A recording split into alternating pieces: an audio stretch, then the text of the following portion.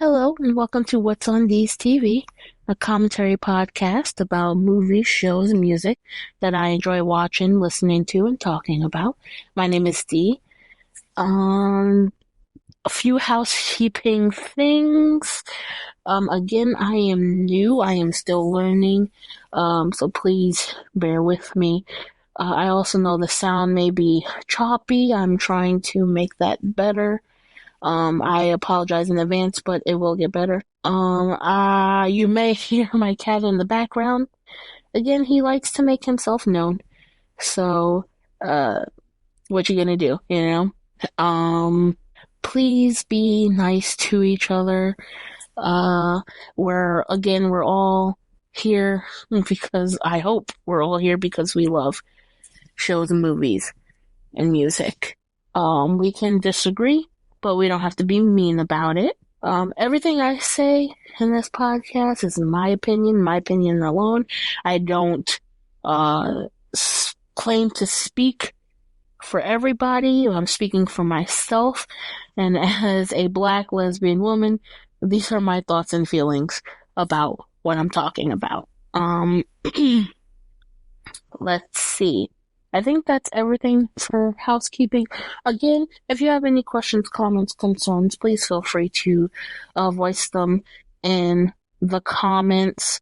If you want to say anything about what I'm talking about, or if you want to, answer the random question of the day, please feel free, and I will read them in another podcast episode.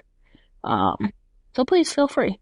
I very much want this to be a conversation, even though I am the only one currently talking, but I like people's feedback and I like to hear people's opinions on shows and movies as well.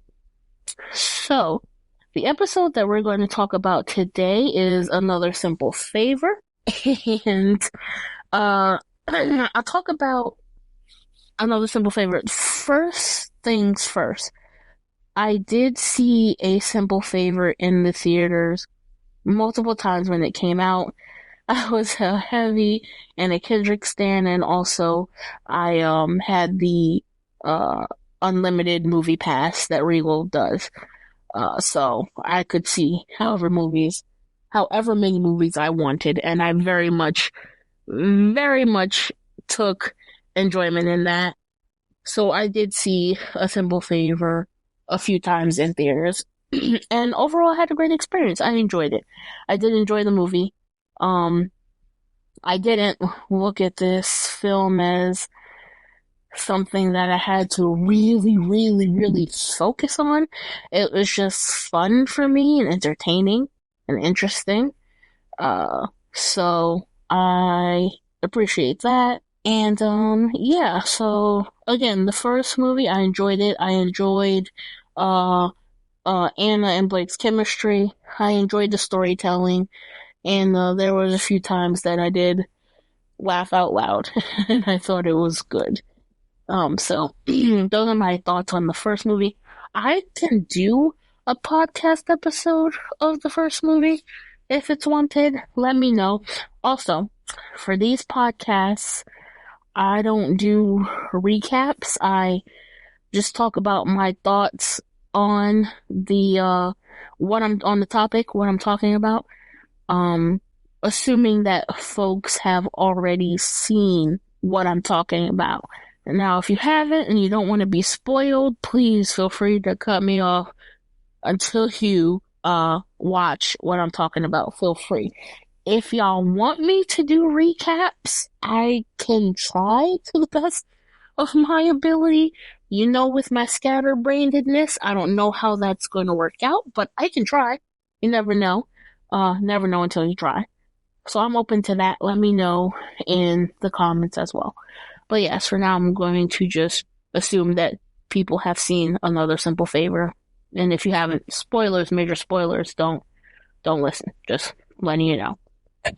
Okay, I will try to keep my thoughts as put together as possible. I was just writing down things. So, If I go out of order in the movie, I apologize. Again, I will work on that. I will try to be better about that as well. So, let's talk about what I thought. Okay, so the first thing that I wrote down to talk about was Stephanie and Emily's chemistry.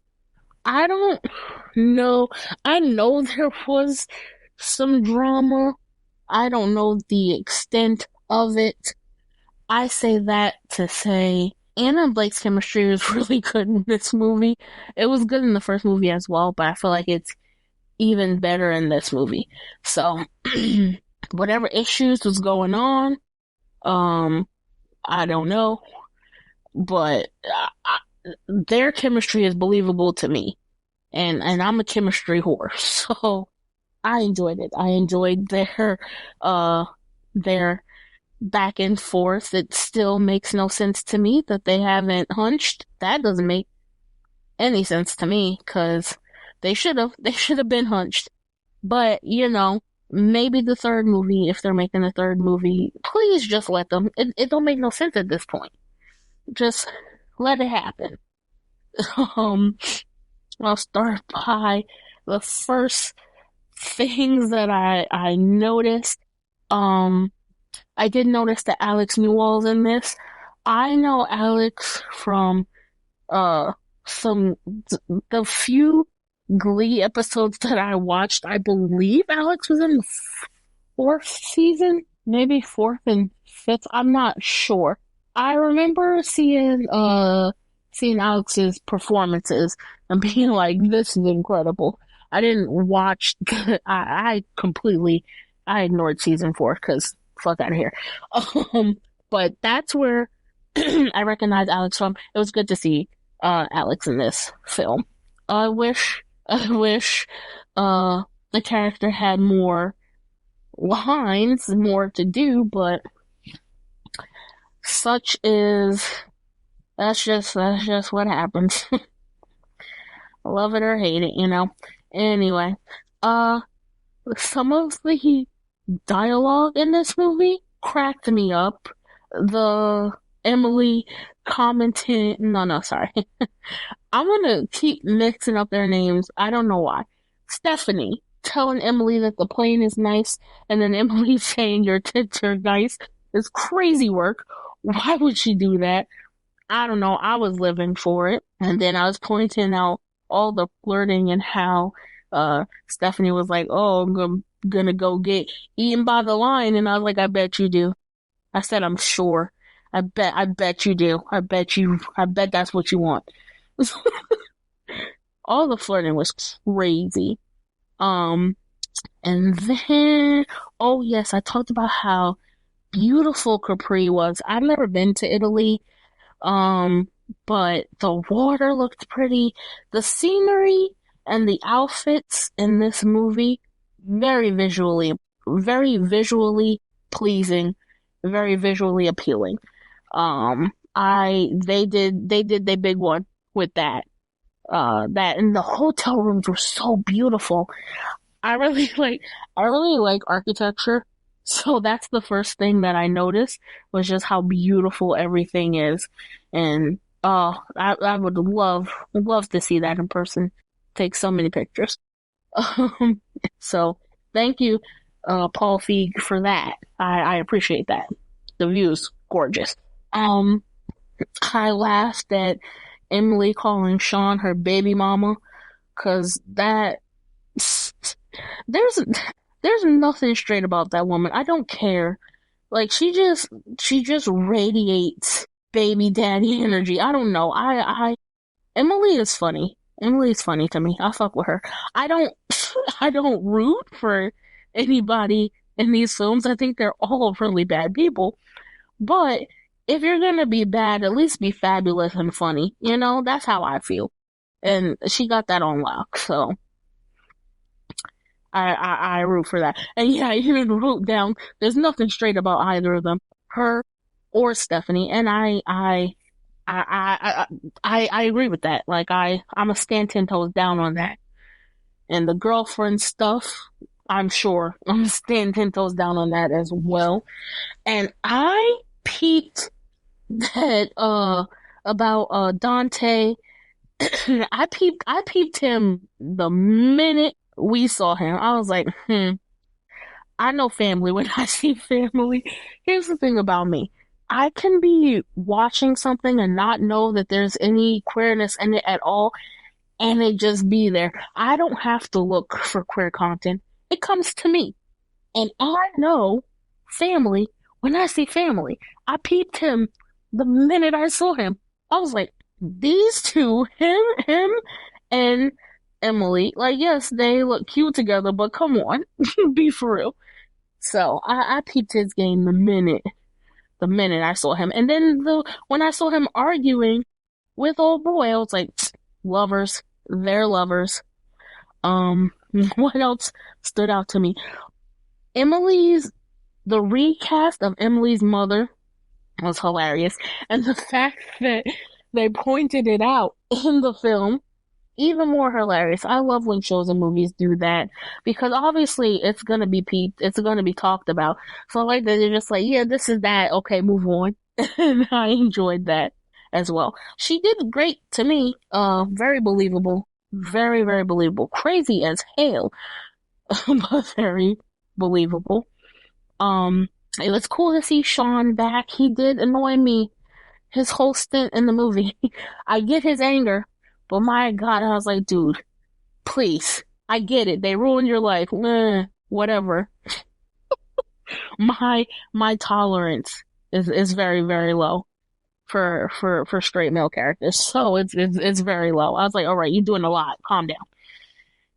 And then what else? Another thing I noticed, I was like, they might as well be marrying each other, Emily and Stephanie, because that's what this feels like. She is more with Emily than she is with her quote unquote husband. So what's tea? What's going on, you know? And then I pointed out how they keep looking at each other's lips because they did, especially when they were on that bridge, I want to say it is. Where she was saying how if the emperor who ruled wasn't entertained, he would toss people off of it. That whole scene was very charged, and what else did I write? Oh, I did say something that obviously the ending made it impossible, but I was like, imagine the world of this movie if Emily and Stephanie did get married to each other. Gotta emphasize, because that's one thing I noticed about shows. I will say shit and be like, oh, these two should get married, and then they marry completely different people. No. If Emily and Stephanie got married to each other, it would have been awesome to see how the one Stephanie's social media empire as a married couple. I'm sure that would have been fabulous, and I would be here to see it. Again, the ending made that impossible, but I would have loved to see that. I think that would have been awesome. I put, was she gonna suck on her finger? Oh, during the bachelorette party, when they were in the pool, and Emily was pointing to Stephanie saying how like true crime is her kink and how she's good at it and all this, and she watched everything in the computer lab while she was in jail, and she had her finger in her face, and it really looked like Stephanie was gonna suck on her finger, and I was like, do it. She did it, but I was like, do it. And I thought that was hilarious. What else?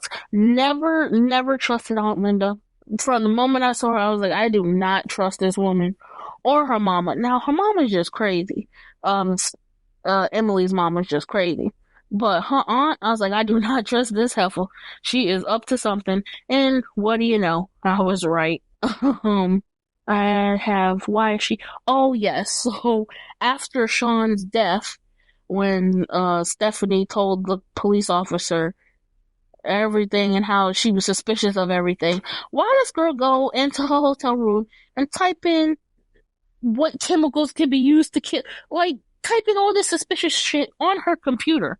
I was like, girl, why are you looking this up? You look so suspicious. Couldn't be me. Again, all this could be resolved if Stephanie just minded her fucking business. But then there would be no movie, so I get it. Whatever. Another thing that tripped me up was how terrible the FBI agent that was supposed to be protecting her or scouting was. She was really bad at her job. I'm surprised she didn't die sooner. Because how you're supposed to be hiding people and keeping people safe, and you stick out like a sore thumb. That was crazy to me. And I wouldn't have felt safe either, so I get Stephanie there. I'm happy that Ben was back in the movie and that him and Stephanie were quote unquote working together. I thought that was a good throwback to the first movie, especially because of how their interactions were in the first film. So I thought that was interesting. Again, never trusted Aunt Linda. Suspicious from the beginning. Never trusted her. And then we get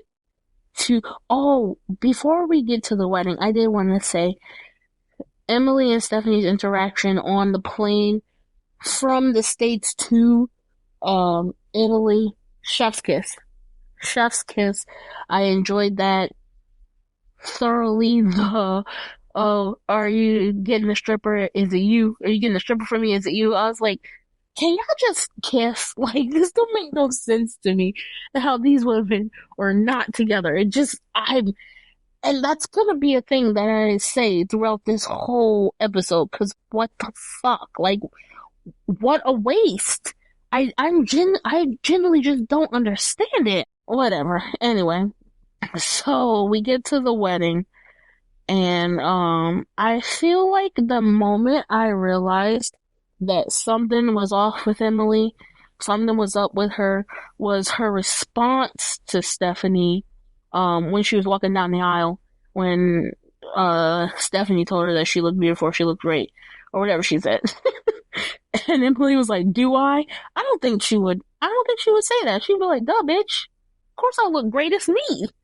Come on." Like, I don't think she would have been like, "Do I?" That tipped me off to something was off. Again, I think I said I did not remember that Emily was a triplet. I know she killed her sister and she drowned her, but I completely forgot that there was three of them. So then when she said that, I was like, what is wrong with her? Why is she acting so weird? And then later on, I was like, oh, right, there's three. There's three of them. But then it was confusing to me because I thought one died. Anyway, whatever. I picked back up on that later on. Then after the wedding, Stephanie's speech was fucking hilarious. I thought that was entertaining. And I could watch that over and over again. All the stuff she said was funny. Again, I keep writing through all this. All this could be avoided if Steph just minds her business. But then again, there wouldn't be a movie. And then, after I said, I feel bad that Dante died thinking Emily who shot him, and she did say that in the towards the end of the film as well. That did make me feel really bad after we found out everything. It did make me feel really sad. And also, I'm trying to figure out, is that considered... Here's the thing. I often have trouble thinking about what is considered the bury your gay trope in films and shows, because while I was there when it was real heavy, I don't know why I'm saying when it was real heavy, the shit still happens now, but when it was real big in 2016, 2017, I was there and I got it from that standpoint. But things have happened in shows and movies since then to where I feel like it muddies it a bit, and I am confused on if it is considered the barrier gauge trope. I think it is because Dante died. But I don't know other people's opinions on that. So feel free to comment what y'all think about that as well. But yes, I do feel bad that Dante died thinking that Emily was the one who shot him. And that also seemed like something that was really important to her, which you don't really get to see super serious moments and where her head is, honestly, without any bullshit, any blinders up or anything like that. So I did enjoy that they put that in, and I did feel for her in that instant, for sure. Um, After Dante was shot, when Emily, quote unquote, kept asking Stephanie what she saw, I knew they was gonna frame Stephanie. I knew it, because the way she was asking, I was like, oh no, this is not ending well for you, which again, that could have been resolved if if Stephanie just minded her business. Why did you have to bring your drink and follow them? You know these are mob people you're dealing with. Just mind your business. But again, I get it. That's her kink. That's what she's into. She can't just mind her business, and also there would be no movie. Fine, but I was like, girl, why are you going over there? Just stay, sit the fuck down, drink your drink. My God, whatever. Um, so we get to the scene where, uh, um, Stephanie is explaining to us. Well, she, has since explained to us why she's on house arrest and everything like that, and she's talking to her people and then finding out that Miles got expelled from camp and all that stuff.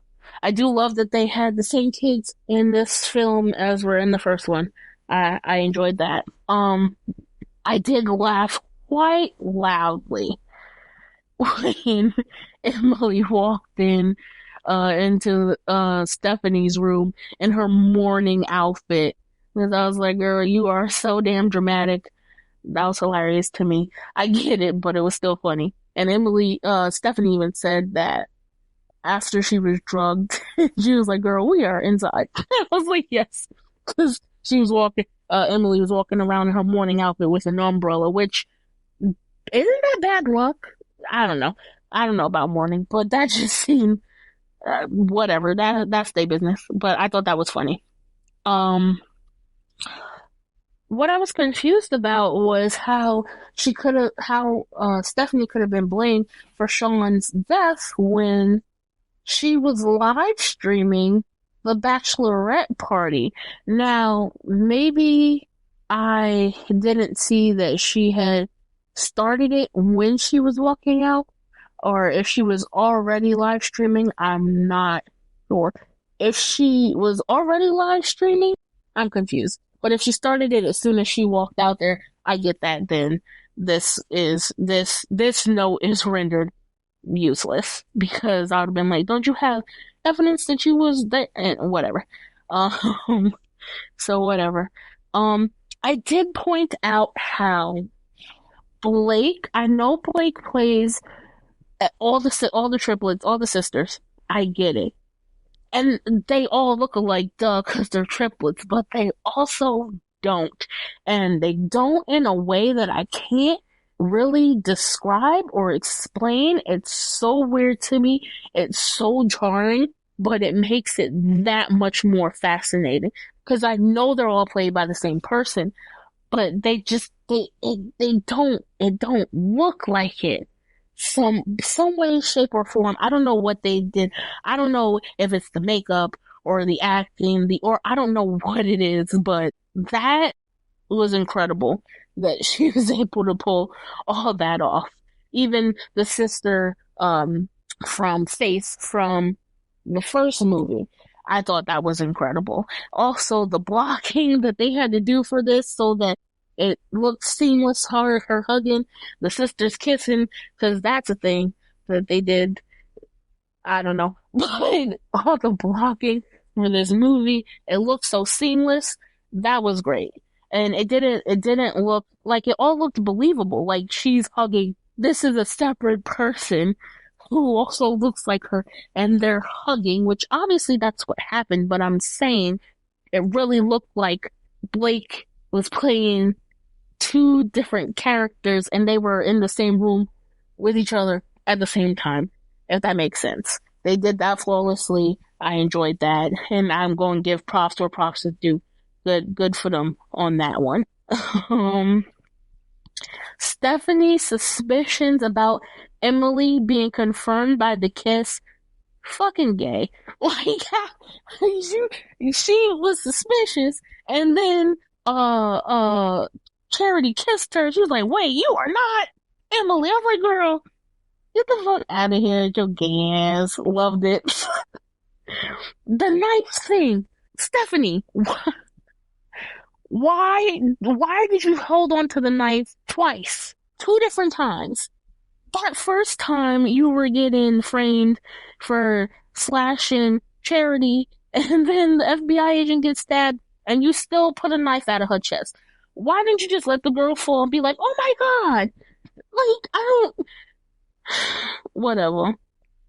And then the guards weren't when the this is a wild jump, but yes. Well, no, this happened before. Okay, this happened before when the maid walked in and Stephanie was saying, "Hey, I need to hide. You got a cart." She came in three different times with three different carts, and them guards was not suspicious at all. They did not question at all. They did not say, "Hey, let's check because that's weird." She had three different carts at all. And the maid specifically said the carts are by the guards. So them folks was not paying attention at all. She could have got in that clear bag and probably would have been able to go past because they wasn't paying attention. But I get that the guards didn't seem like the cream of the crop, so fine. Again, I brought up how beautiful the rooms are. Lovely. I would love to just go to that hotel and like explore. Oh, and I said how Linda's a terrible person, stealing that girl's child. That's crazy. And you didn't. Well, no, it wouldn't have been right if she stole the baby because she wanted a baby. Don't not too much. Like that's not what I'm saying. What I'm saying though, you stealing this baby because you want to have another con person that will make it easy. So you got a child. You're an evil fucking person. Oh. And then after that, I said, all these people are terrible. Truthfully, they're all really bad people. Which helps in the not having to root for anybody. But it was it was interesting. I was entertained. And then I was laughing at how everybody was saying that Stephanie's obsessed with Emily as if the feeling is not mutual. They are equally obsessed with each other, which again, why makes no sense to me why they was not hunching. I don't know, it just don't make no sense to me. And then that truth serum scene, fucking hilarious. But also, how she peeped that it was Emily and she knew right off the bat. Like, fucking gay. Just gay. Let them be gay together. I cracked up when Emily just tossed Stephanie on the moped. I thought that was funny. And I watched that a couple times because I thought it was just the motion was fucking hilarious. And then we get to the bridge scene where Linda's explaining all of the everything that they did to Emily and Dante, and she did all this shit for $20 million. $20 million. Yes, it's a lot of money, but it's not a lot of money. Like that wouldn't be enough to. Well, she is a little bit older, so maybe. But to me, realistically, $20 million is nothing. You doing all this dangerous shit, getting messed up and mixed up with the mob, and you only asking for $20 million? That's crazy. But again, maybe that's just me. I don't know. I thought that when Emily explained how her relationship to Dante and how they met, by her helping him be able to be with his boyfriend. I thought that was so cute. And I wrote down Emily helping out a fellow gay. Oh, I know that's right. Oh my god, so stupid. But yes, that's funny. And then, oh, I was questioning, I guess she was, when Charity drugged Emily, and then they were in the bed together. I guess she was paralyzed by whatever uh Charity drugged her with. That scene was fucking crazy. Which again brings me back to the what's with the incest? What's with the two? This is gonna okay. I realize how this sounds. Not too much on me. A few things with this. A few things with this. Two of them quite serious. One of them is just me joking, but not really. But I get the seriousness of what happened, and them just joking about basically the sister essay and Emily was crazy. I don't know why that was insane to me. But also, what's with the incest? Why did I have to watch Stephanie fool around? Not fool around. They had sex multiple times, obviously, because she thinks her son is her brother. Why did I have to watch that in the first movie? And then why did I have to watch Emily Charity abusing Emily in this movie? That doesn't make any.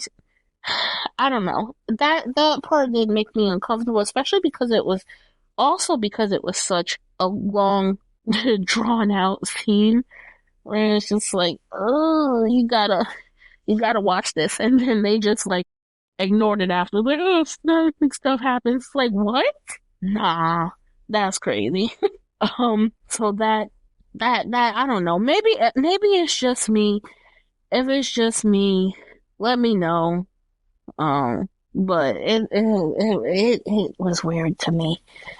And then we get to the scene where again, Aunt Linda's explaining everything that she was doing, how she was using Charity to, scam, scheme, and everything like that. And I'm not missing the fact that Emily wanted to run away with Stephanie after Emily explained everything that Chastity done to her. She did say to Stephanie, or Stephanie asked her, well, what do we do now? And Emily said, get Nikki, and we get Nikki, we get the hell out of here. I was like, oh, she wanted to run away with you, Stephanie. Just run away with each other. And then Emily protecting Stephanie from Aunt Linda and from Charity. I thought that was really cute. And then I laughed out loud at the way Linda felt because it looked so ridiculous, but also very funny. So I give them props for that. Uh, Last thing that stuck out to me was the Emily and Charity kiss in front of your son, girl. In front of your son, I get it, but like you were trying to distract her, and the son was still probably drugged, but still, it was. I don't like that aspect of these films. I'm gonna keep it a grip with you.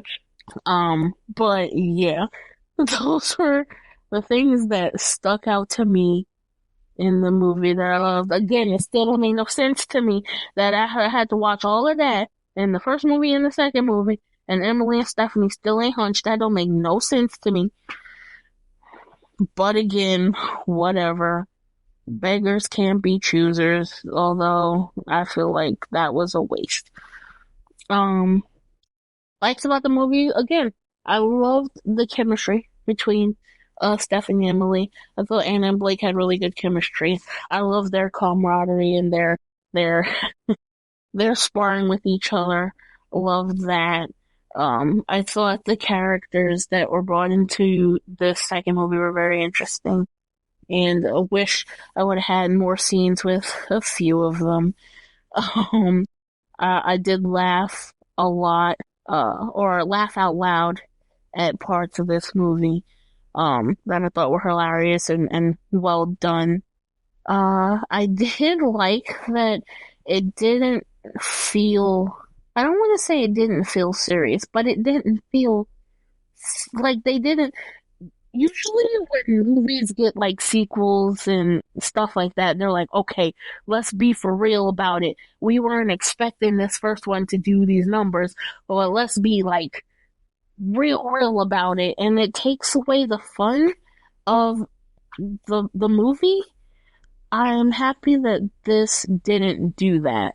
This film didn't do that. It didn't take itself too seriously. Um, so I'm grateful for that. Um, what I wish would have happened again, Emily, Stephanie Hunchin. I would have loved to see Emily and Stephanie run away together, just like I would have loved in the first movie. I don't care.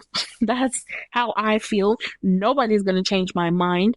I know that that's not a possibility now because of the ending of the movie with Charity going to jail as Emily. So Emily is in jail.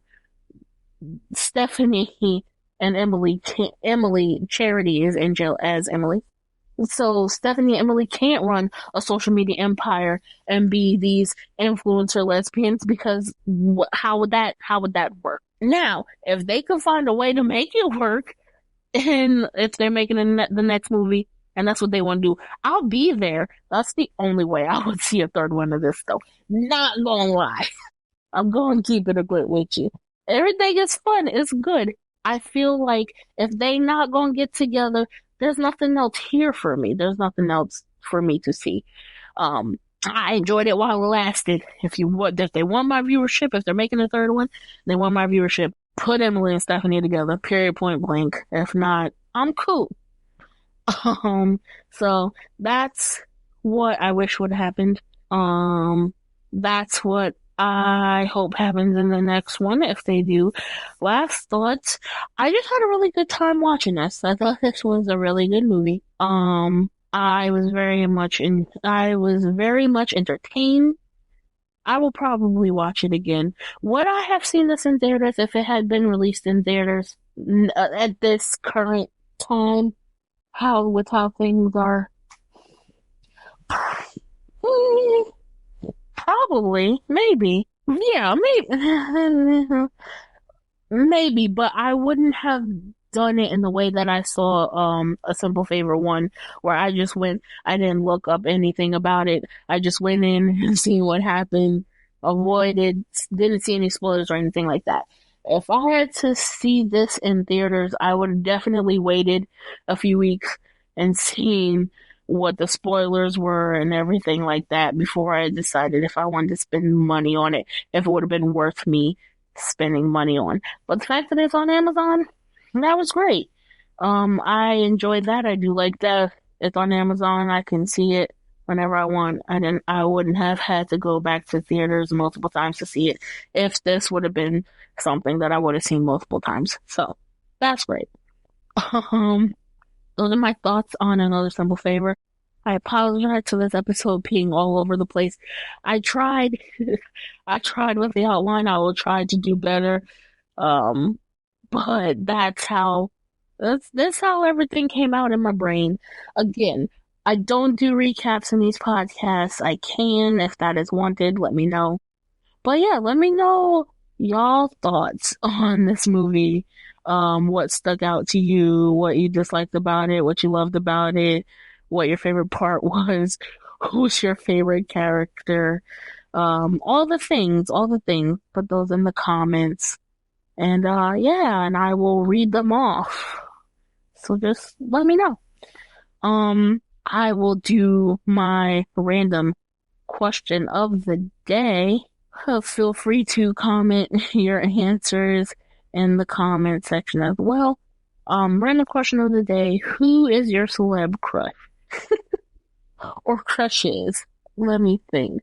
If I go back to my childhood, my celebrity crushes were two people, one real, one not.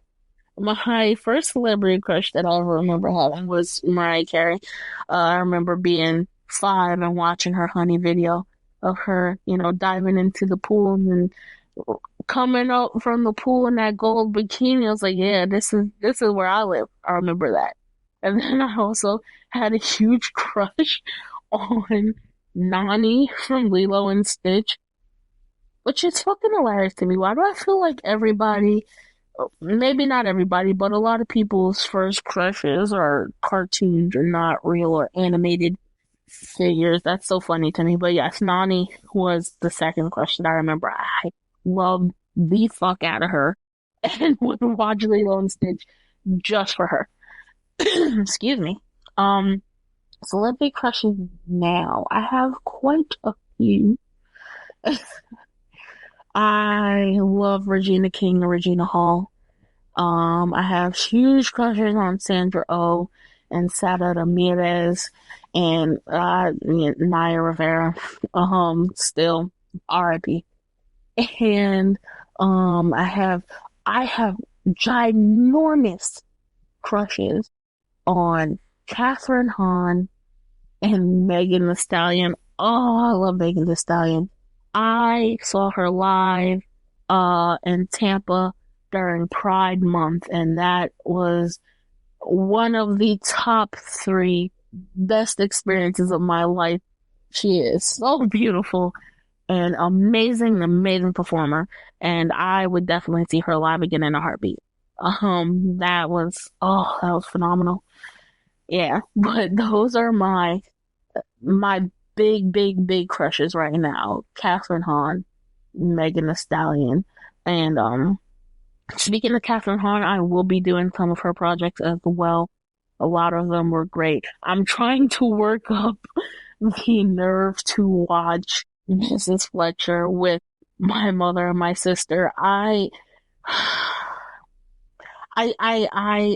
do feel like I could watch anything with them, but for that project, I feel like I'm gonna need a bit more time and you know mental stability in order to um so that will probably be the next thing that I watch with them. But yes, Catherine Hahn, Megan Thee Stallion, Sandra Oh, Regina Hall, Regina King, which is funny because I just found out that Regina King and Catherine are cousins.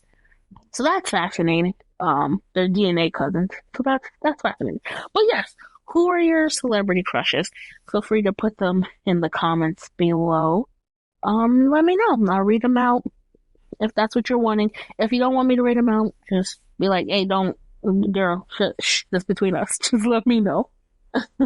But thank y'all for listening to this episode. I hope y'all enjoyed it. Again, sorry for the scatterbrainness. I will try to do better. But I'm new, so we'll get there. Y'all let me know what y'all think, and I hope y'all have good, happy, healthy, safe, peaceful days. And I will see y'all next time. Bye.